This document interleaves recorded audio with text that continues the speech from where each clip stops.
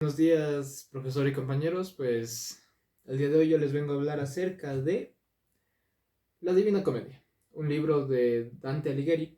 De hecho, pues yo, Brian Crespo, les vengo a presentar este libro y precisamente les hablaré acerca de la primera parte, que es el infierno, ya que el libro se divide en tres, que es el infierno, el purgatorio y el paraíso. Pues bueno, el infierno se divide en 9 cantos o 9 círculos también llamados. Pues también se habla de dos escenas en específico, que son el vestíbulo, es un lugar donde ya una vez superas las puertas del infierno, Dante y Virgilio se encuentran con personas llamadas los cobardes, que son aquellos que nunca se posicionaron en un camino específico de la vida. Además ahí también se encuentran los ángeles, que no se posicionaron ni a favor de Dios ni a favor de Lucifer, cuando Lucifer se rebeló. Pues para ellos se dice que está un castigo llamado la ley del contrapaso, que condena a un castigo eterno donde ellos tenían que perseguir una bandera blanca que nunca alcanzarían, desnudos, mientras los picaban abejas y moscardones. Después también se menciona el río Aqueronte, donde Dante y Virgilio, una vez continúan con su viaje, pues llegan a la orilla del río, donde las almas que maldecían a sus antepasados y a Dios esperan a Caronte, que es el barquero de las almas, pues esperaban a que las recojan y las transporten hacia su pena. Caronte además en esta escena pues advierte a Dante sobre que no podía cruzar el río porque él aún estaba con vida. Y pues de esa forma Virgilio decide interrumpir la conversación para decirle a Caronte que su viaje tenía el propósito y era más bien dicho la voluntad de Dios. Y de esa forma pues Dios simplemente decidió interrumpir la conversación mandando terremotos y un rayo rojizo que provocó que Dante se desmayase. Después comenzamos con el primer círculo, donde estamos ubicados pues en el limbo. Una vez Dante se despierta de estar desmayado, pues precisamente en este lugar llamado limbo era el lugar de sus penas. De hecho, aquí se encontraban las almas de los no bautizados o las personas que simplemente vivieron antes de Cristo y no pudieron conocer su mensaje. Y también se encuentran niños nacidos sin vida que sufren porque nunca podrán llegar a conocer a Dios.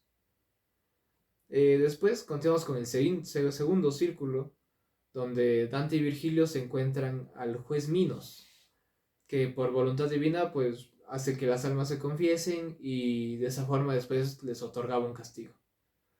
El juez además insiste a Dante de que renuncie a su viaje porque el hecho de entrar al infierno era algo relativamente fácil, pero salir de él era algo muy muy difícil. Pero Virgilio vuelve a interrumpir y vuelve a decir que no se interponga ya que era la voluntad de Dios. Además, ahí se encuentra Dante. Una vez ya pasan al juez Minos, pues se encuentran los lujuriosos, aquellos que en vida pues se arrastraban y caían en las pasiones amorosas, y los que se les condenaba a una incesante tempestad. Después continuamos con el tercer círculo, que en este círculo precisamente se encuentran las personas llamadas los golosos, que eran aquellos codiciosos con la comida y bebida, que pues su castigo era estar en un pantano expuestos a la lluvia y a la nieve y al granizo, mientras que Cerbero, que era un perro enorme de 3 cabezas, los descuartizaba y los hacía locos. Después, pues Dante interroga al alma de una persona llamada Siaco, en donde se realiza otra historia, pero por motivos de tiempo, pues no las contaré.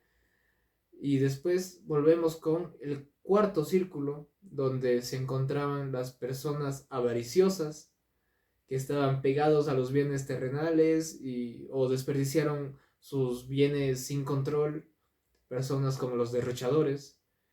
Y precisamente la pena de estos era empujar un círculo de enormes piedras en sentido opuesto, cosa que se chocaban y hacía que se insulten entre ellos.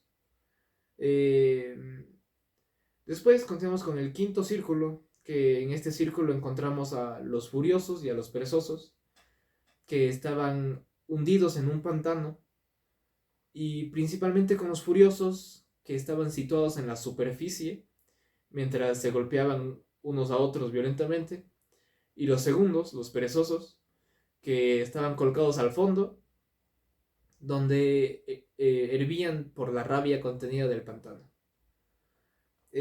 Asimismo, pues en el sexto círculo, una vez dejan atrás el pantano, Dante y Virgilio llegan a la ciudad de Dite, que estaba habitado por demonios, y a pesar de eso consiguieron atravesarla con la ayuda de un ángel.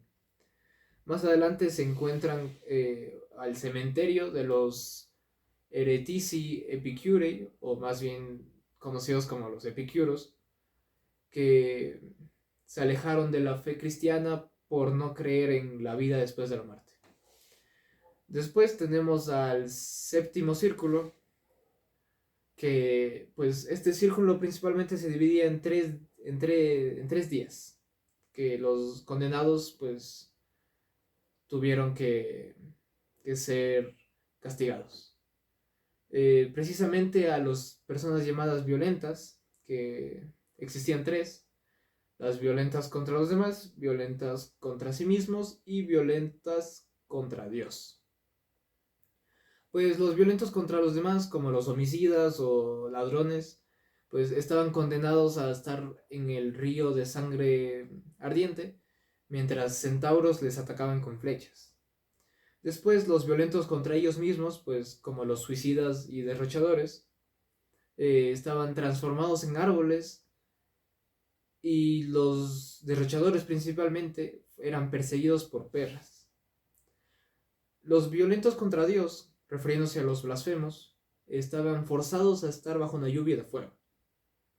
Después, en el octavo círculo, pues este principalmente está constituido por 10 fosas donde se condenan a los numerosos ánimas, como los rufianes, que eran perseguidos por los demonios, o también los simoníacos, que eran vendedores de objetos religiosos, que estaban clavados con la cabeza hacia abajo en tumbas mientras les empezaban a quemar los pies. Además se encuentran con personas como los hipócritas y consejeros de estafas, donde se encontraba Ulises y Diomedes.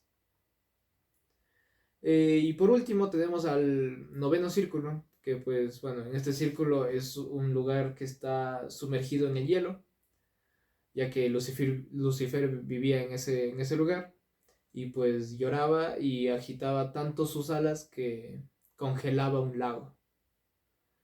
Este círculo precisamente se divide en 4 zonas donde se les condenaban a las almas de los traidores. En la primera zona, llamada Caina, se condena a los asesinos de los padres, los cuales eran sumergidos hasta la cara, pero apuntando hacia abajo. Mientras que en la segunda zona, ante Nora, se encuentran los traidores de la patria, que estaban congelados igualmente hasta la cara, pero hacia arriba.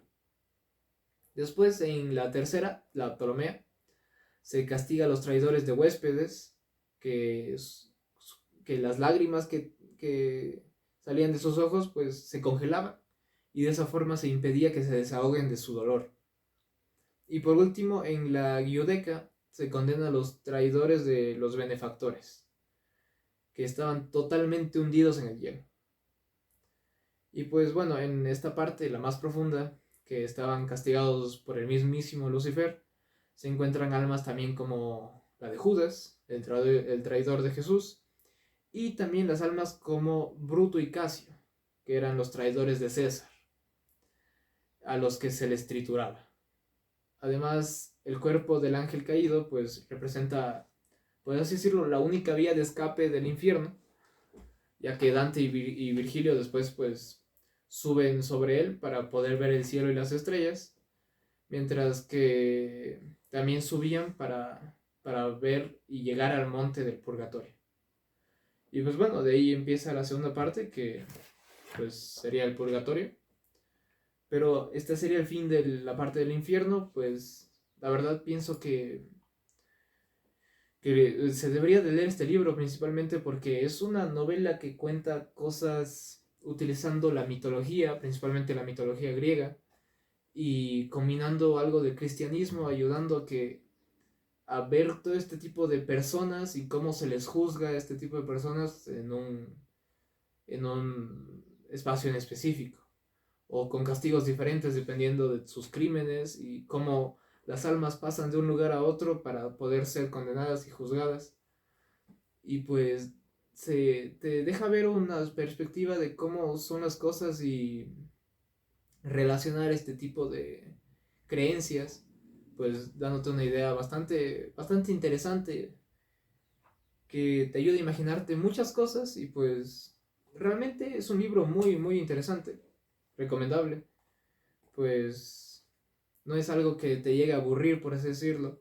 Tal vez el primero o segundo cantos que no son muy interesantes, podría decirse así, pero el resto en definitiva es algo que te llama mucho la atención y bastante recomendable realmente de leer.